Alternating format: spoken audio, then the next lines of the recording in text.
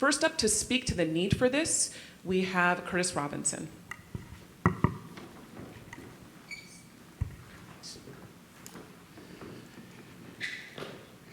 Good afternoon. My name is Kurtis Robinson, and I serve as the NAACP Alaska, Oregon, Washington State Area Conference Criminal Justice Chair, Vice President for the Spokane NAACP, Executive Director for IDE at the time, and as a Commissioner on the Criminal Justice Training Commission for Washington State.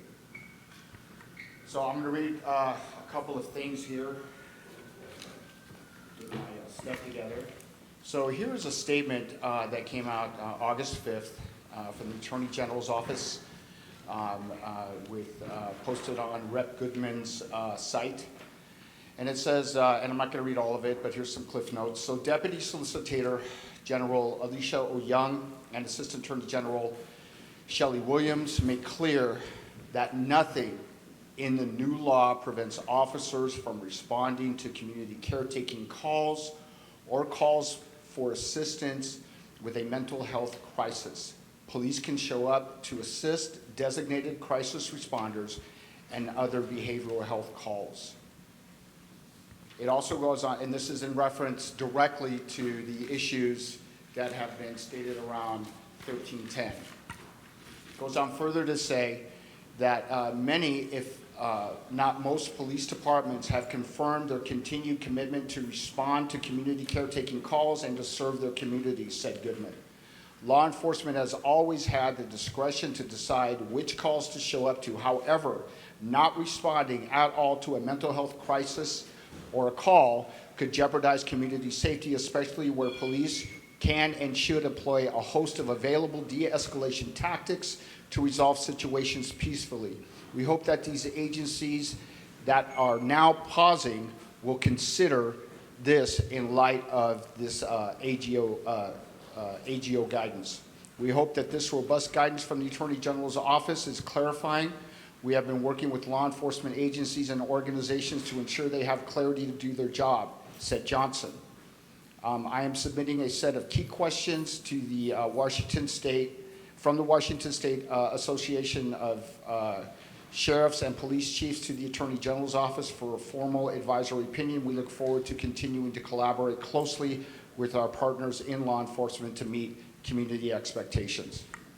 I have another reference, and this is from Director Monica Alexander with the Criminal Justice Training Commission, and this is a reference to House Bill 1054. Plain meaning and interpretation. The first interpretation I would call a plain meaning interpretation. This means that a court would look to the plain meaning of the terms and assess the legislative intent from there. This interpretation, the courts could apply to a definition of the term firearm. That means a weapon from which a shot is discharged by gunpowder. Consequently, any less lethal munitions, gunpowder to discharge a .50 caliber round or greater, then those munitions would be prohibited. An alternative interpretation.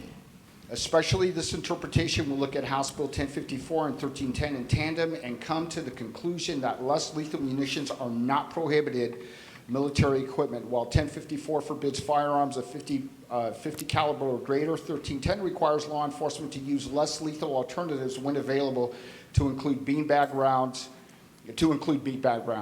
Because 1310 encourages the use of beanbag rounds and other less lethal means, it is logical to assume that there was no intent to forbid such munitions by this legislator.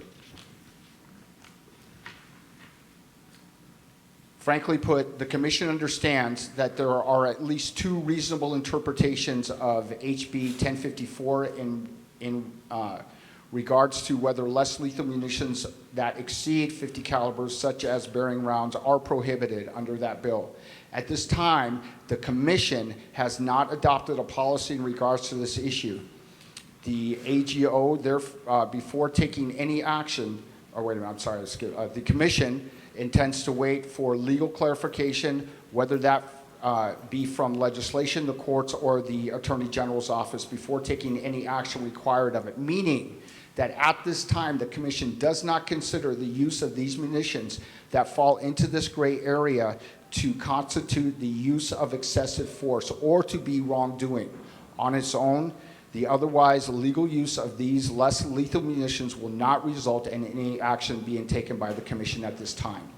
And so I reference those to kind of set a context about what, what we're really going to kind of unpack here, hopefully a little bit, and I can hang on to my notes here, that, we're getting a lot of response and a lot of reactivity from the law enforcement community. The question is not whether that's happening, it's why is it happening. And so hopefully some of this just address some of those concerns that some of you might have. Some of the other speakers are going to go into that quite a bit more deeply. But I think for me, what we're talking about here today is kind of summed up in some of the things I'm about to say, and that this is about an invitation for cultural change with this industry.